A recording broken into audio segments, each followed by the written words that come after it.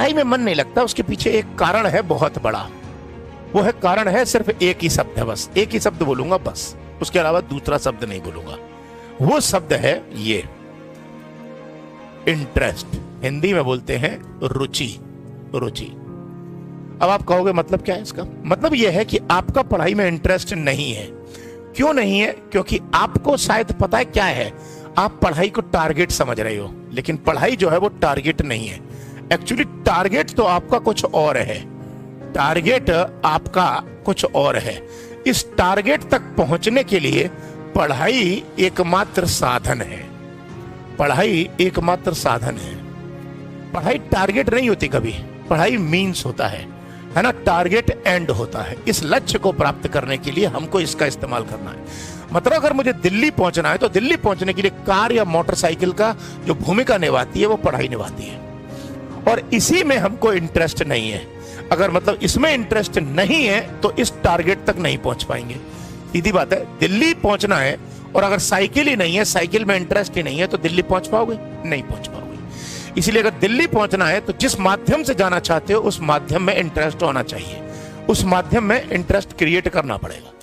अब आप कहोगे साहब मैं इंटरेस्ट क्रिएट कैसे करूं? मैं एक बात कह रहा हूं आपसे, बस एक ही बात फील करना, एक ही बात फील करना। चलिए, दिल्ली गैंगरेप, भगवान न करे कभी किसी के साथ हो, दिल्ली में जो सामूहिक इस प्रकार की जघन्य घटना हुई थी, उस घटना में 4 जो आरोपी थे उनको फांसी की सजा सुनाई गई थी, और फांसी होनी थी 20 मार्च 2020 को।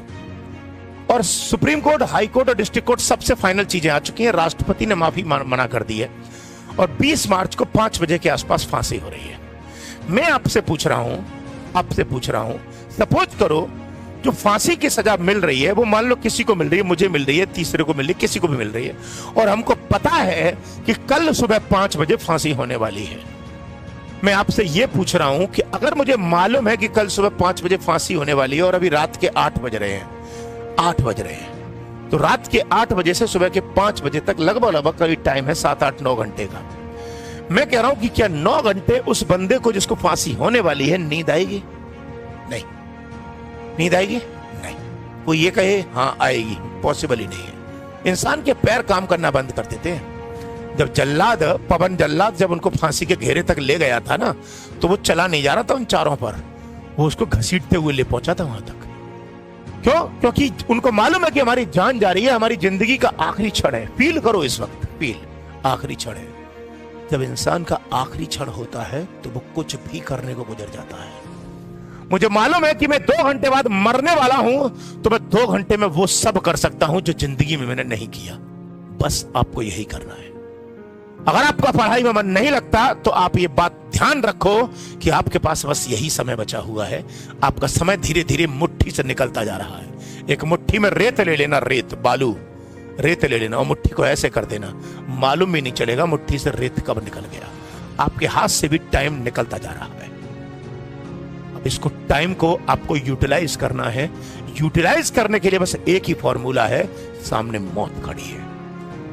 उस मौत से अगर बचना है तो समय का सदुपयोग करना पड़ेगा।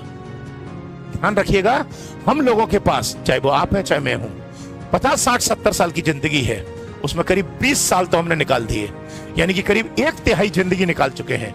अब ये 1 साल आप लोगों ने पढ़ाई करके अपने ड्रीम को पा लिया, तो बाकी के सारे साल आपकी जिंदगी मौज ही मौज है।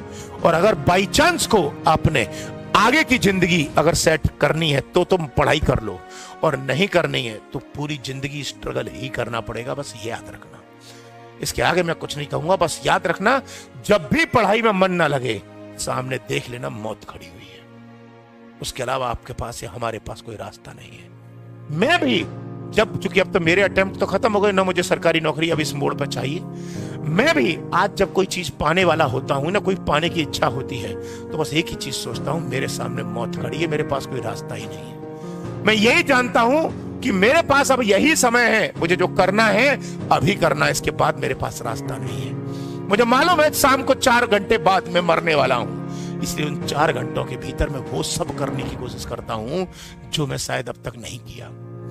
इसीलिए अपना बेस्ट से बेस्ट देने का प्रयास करता हूं, और इंसान को सिर्फ प्रयास करना चाहिए। फल जो है वो ऊपर वाला देगा, ये बात तो सही है, लेकिन ऊपर वाला फल आपको तभी देगा जब आपके प्रयासों में